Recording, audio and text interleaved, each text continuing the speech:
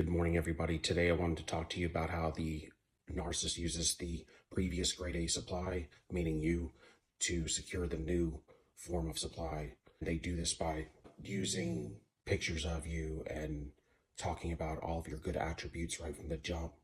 They may say it in a negative way, but they'll say a lot of positive things, and this gets the new supply working real hard to meet the qualities that you have ascertained in a constant effort to get them running as fast as they can to compete and to be triangulated with all of your good qualities. So that's why you'll find that the new supply may be stalking you and you're like wondering why. They may be driving by your house. The narcissist talked about you so much that the new supply gets infatuated with you too, and they want to see what you're all about. And sometimes they will get to a point of obsession to where they want to copy you.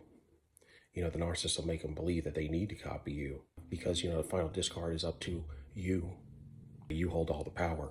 So the final discard, when the narcissist discards you, it's fake because they're coming right back. They're really just taking a break. You might as well just call it break time because they're going to do this for the rest of your life if you let them.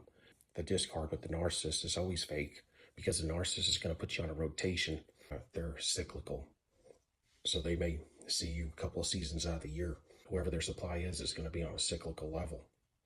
Unless you have an open door, no boundary policy as the supply source, they're not going to stay with you. They're going to move on and come back when they discard you. It's just temporary. But when it comes to the situation where you have had your final straw, or you have figured them out and you have decided that you're better than that, and you discard them, you do the final discard on them, this is where the new supply gets in big trouble because the new supply not only gets triangulated from almost the jump and gets, you get talked up even in that negativity and shown pictures and all kind of things because they'll start talking about your clout, the things that you do and how well you did them and how much better you did them than the new supply. So then the new supply is working hard. At some point, the new supply gets in their head that they want to be like you. And so they'll be trying to switch up their lifestyle to be a little bit more like you. This is how the narcissist kind of gets them to do that. Then the new supply has to pay for your final discard. They have to take the wrath of that. So if it just so happens that the final discard, you discard them and you go blank on them, well, then a narcissist is going to have to jump from love bomb phase to devalue phase on the new supply now. And the new supply's got to get blamed because you run a final discard on the narcissist and you're not playing into the triangulation anymore. This is where the new supply will get beat down pretty hard. This is the thing, the new supply is probably at a level of what the narcissist is, a downgrade supply because the narcissist can't run on a standard of the grade A supply. They just don't have it in them. That's why when they come to you, and they're faking so much, and it takes them a lot of fuel to nail you down or to get you secure. It's because they have to fake so much and they have to be running a devaluation in the background on somebody else to take that fuel to pump into the love bomb fuel that they're giving to you. So they don't run these love bomb phases on all forms of supply, like the secondary, tertiary. They may not do these sorts of things because they're more like flings. They don't have time to be spending or fuel to be spent. They always run on negative reciprocity. So that's why whenever they do break up with you on the devalue discard phase, they always say they put all the fuel in the beginning, and on the end of the relationship, they always reap all the reward. And so during the reaping of the reward, they're sucking back all that fuel they gave you in the very beginning by taking everything they did to lift you up on that pedestal. Now they're breaking you down and sucking all that fuel right back off you because the narcissist runs such a negative reciprocity. They don't give you anything.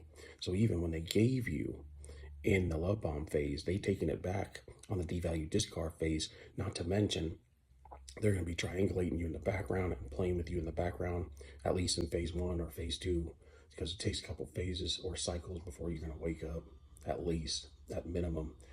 They're going to be sucking fuel off you because they're going to be linked up and cored up to you the whole time that you're apart too from them.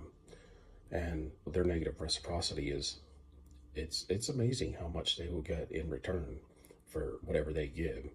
But the new supply is not to your level. So the new supply is going to have to, the new downgrade supply has got to pay quicker. Their love bomb phase may be a week or two, because when the narcissist figures out that you're not going to be triangulated and your respite period is going to be now forever because you ain't feeling it, you ain't having it, the narcissists will flip out on the new supply, and they will blame them for even dealing with them, because they're going to be like, because I dealt with you. Is what they're thinking. I lost this grade A. And so normally that devalue energy would go into the triangulation with the old grade A supply, playing into it. So the negative energy coming from them so they could love bomb a new primary source. But when you don't feed into it, they can't do that because they're not at the standard you are. They can't do what you can do. They're going to be a downgrade supply, because when they found you, they had to fake it, and they had to fake it so much. That's why you see all that inconsistency, because they can't be consistent because they're faking it. But the narcissist has been hijacked so bad through the trauma or whatever, people would speak about it. They're almost like their spirit is almost outside the body. And it's kind of interesting. The more you get to thinking, it's like, people talk about soulless portals. And it's almost like if the body is, or this avatar is kind of soulless, and they talk about the narcissist being almost outside the body, their spirit, then negative entities can just pour it up into them, into that avatar. And then it's interesting because I was thinking, could the narcissist be the mask and the entity be in complete control? And that's why you can't get them delivered, if you think about it. Because if they're outside the body, they could be the mask.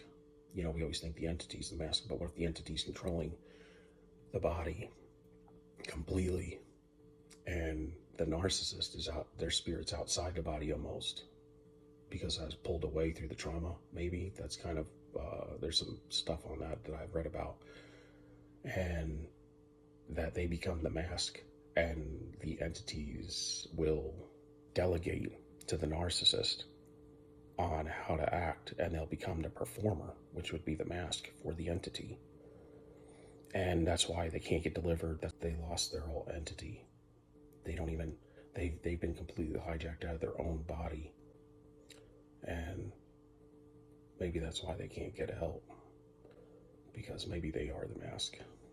And when they're with you, it's almost like you're in a hell. It's almost like they do that energy switch with you. You're in their fantasy and they're in your world. When they switch that energy, you're living what their life feels like during the time that you're running on their fuel, their negative fuel, and they do that switch with you.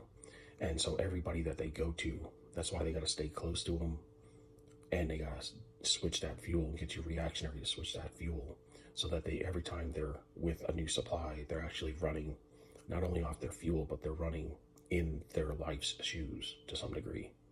And you are running in the life's shoes of the narcissist. And that's why they have to always have a good primary supply that is unawoke, or that at least reacts for them, so that they can switch that energy, so they can stay outside of their feeling all of that pain and sorrow.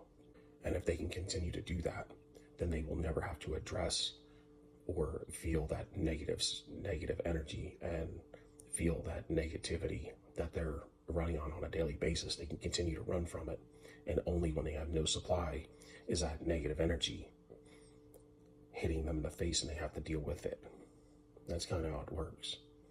Anyway, if you can give me a like, a subscription, and a thumbs up. Love y'all. Peace. We out.